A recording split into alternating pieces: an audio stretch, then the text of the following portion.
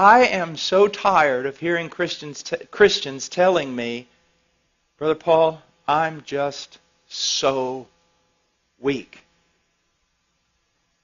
And you say, well, Brother Paul, you started your sermon saying you were weak. So why can't we say it?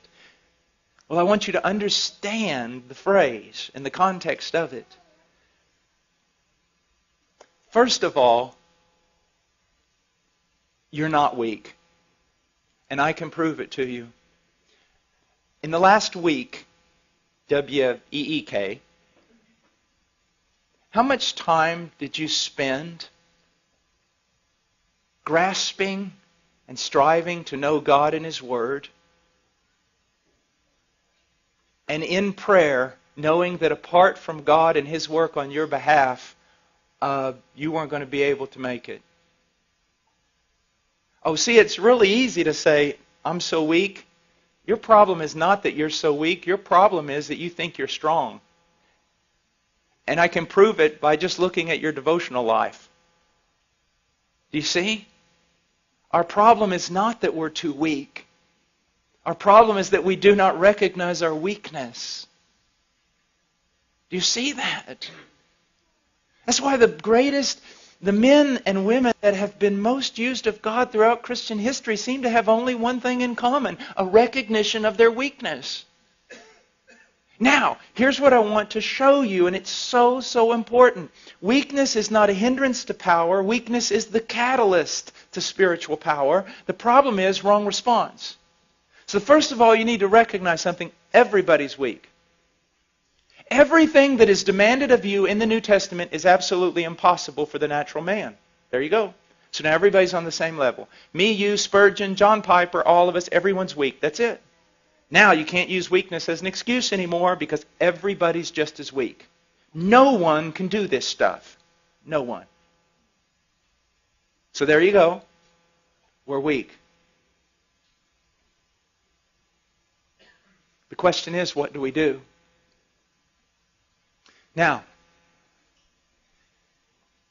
many people just mouth weakness because it's the Christian thing to say. I'm weak. Other people found it very convenient to use that phraseology. Why? Because they can use it as an excuse for their sin. Well, I'm weak. Everybody's weak. But the right mindset here is in recognizing your weakness, it drives you to God. Immediately to God. Believing in faith that He's the fountain He claims to be. That He's the source and the helper that He claims to be. That He is one of unlimited resources. That He does not greedily hand out to children, but He lavishes upon us. So see, your problem is that you're really not recognizing you're weak. Or you recognize you're weak, but you just stay there in your weakness. The thing is, your weakness ought to drive you to God every time. But here's the problem. Let's enter in with your heart condemning you and Satan helping your heart condemn you. See, I have found so many people. I saw someone last night and I dealt a long time with them. Precious little girl. She recognized her weakness. She recognized her frailty. She recognized her sin. She recognized there were some things in her life she couldn't overcome right now. But here was her problem. She would see her sin, and because of the work of the devil and sometimes our own heart condemning us, she would put herself in the penalty box every time that she sinned. Well, you can't go to God right now.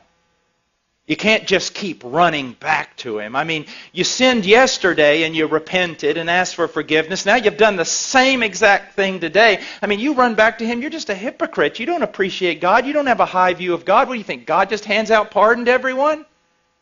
And isn't that what we do? And isn't that what we think? We sin, a sin that we've already sinned and already repented of, and because of it we think we need to put ourselves in a penalty box for a little while, at least a couple of days, and try to work our way back into favor before we come to God.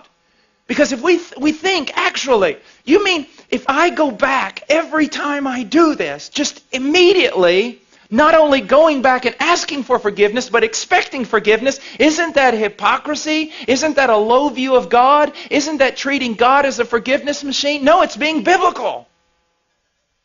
It's what poverty of spirit is supposed to do to us. Now again, I'm not preaching this, hopefully, to unconverted church people who are going to say, wow, if God's that good, I'll sin all the time and just go back and ask for forgiveness. Hopefully I'm not talking to people like that. Hopefully I'm talking to genuine Christians who really want to be something they are not yet. But when they find themselves frail and they find themselves weak and they find themselves sinning the same sin, they kind of huddle over here and wait. Maybe read their Bible a few days, pray some more, show God they're really sincere before they run over there and actually try to get some forgiveness. No! One of the great joys of my life is when I discovered that the moment I sin the sin I always sin, my first response ought to be to latch a hold of Christ.